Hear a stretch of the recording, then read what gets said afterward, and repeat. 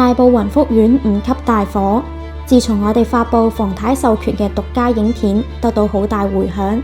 嗰3位守望相助嘅街坊面對咁大型嘅火災，依然想幫手救火，但係警鐘失效，消防喉冇水。喺呢度，本台需要為大家跟進翻最新消息。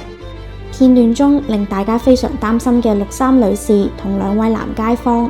已經透過親友及公開平台報咗平安，證實3位都平安無事，並且多謝所有消防同救護人員，大家可以暫時放低心頭大石。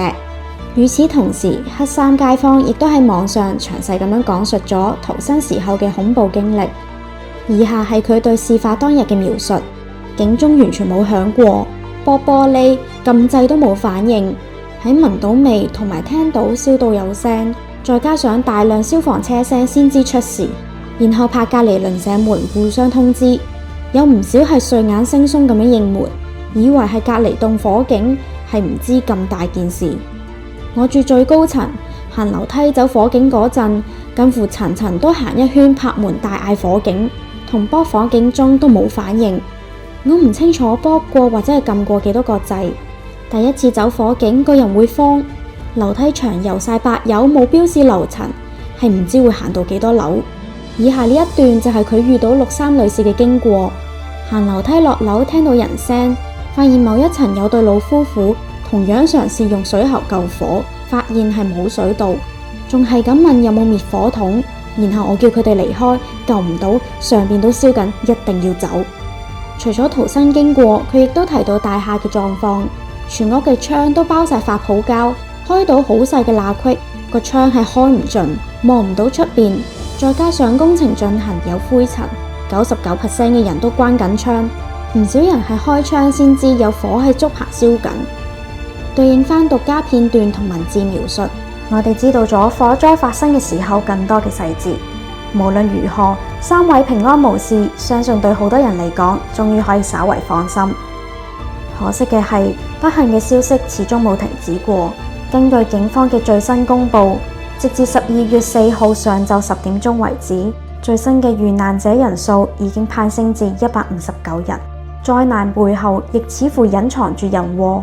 火災後第2日嘅測試結果，8棟大廈嘅火警警報系統喺火災發生後全部未處於有效操作狀態。火災期間就只有雲新閣嘅警鐘曾經響過。處方將會繼續深入調查。沉重嘅日子仲未過去，政府成立咗大埔雲福苑援助基金，連同外界捐款，總額大約去到24億，希望能夠協助災民重建家園。同時，政府下令全港200幾棟樓宇暫時將棚網下架，重新檢測物料防火表現合格先可以再用。呢一段日子入邊，全香港人仍然共同經歷緊最悲痛嘅時刻，但係有啲人似乎唔係咁諗，選擇喺傷口上面撒鹽。12月3號，警方拘捕咗自稱係白卡聯盟成員嘅 Kenny， 被捕男子26歲。曾經喺網絡上面發表過多次不當言論，當中包括用言語嘲諷罹難者，甚至用報應、罪孽深厚等等嘅字眼加以侮辱，更加喺影片入邊形容災民根本唔值得可憐。時至今日，相信 Kenny 已經知道佢即將要為扭曲人性嘅言論付出代價。喺呢度，我亦都想呼籲大家，面對大埔呢一場大型災難，作為香港人，更應該要發揮同理心。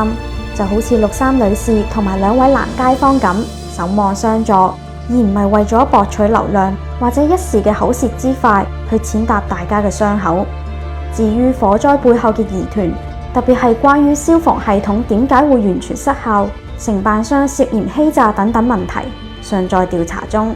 但係面對159條逝去嘅生命以及無數破碎嘅家庭，願死者安息，傷者早日康復。有進一步嘅消息，我哋會繼續為大家緊貼跟進。踢拉踢盡香港熱話新聞，請多多 comment、like、share 同 subscribe 踢拉各社交平台，支持踢拉繼續營運。